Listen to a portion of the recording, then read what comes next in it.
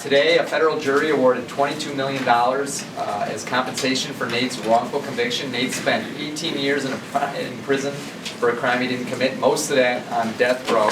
He was convicted as a result of police misconduct. Evidence was suppressed, evidence was fabricated.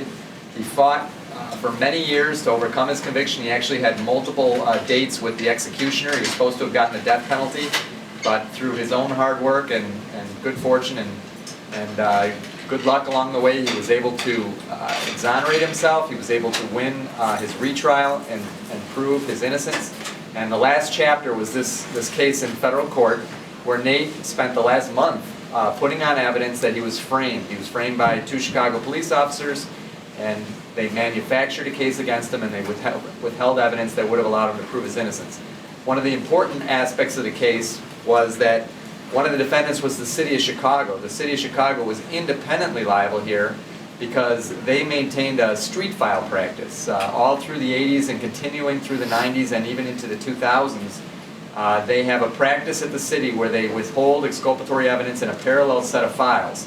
And we presented that evidence to the jury, and the jury found for Nate and found against the city on that street file practice. So not only is Nate a victim of a wrongful imprisonment and a wrongful conviction and a wrongful incarceration, but there are other guys too in prison who are there because they haven't had their rights respected and that exculpatory evidence was withheld from them.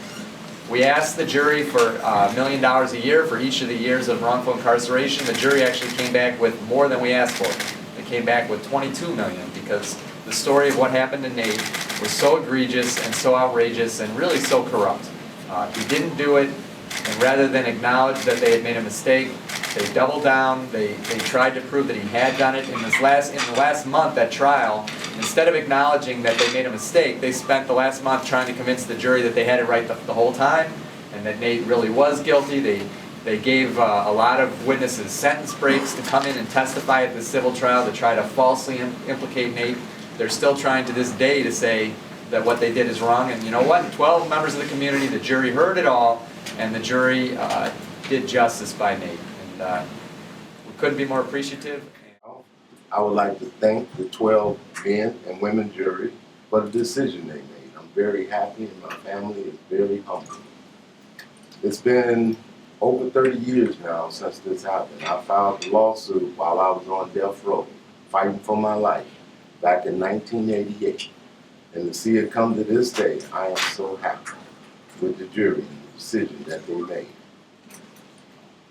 I would hope that this decision would open the door up for other individuals who I feel is also incarcerated, like myself. And I stand before you as the living proof that there's other men in prison for things they didn't do because of the city's policy with the street file and withholding them from criminal defendants.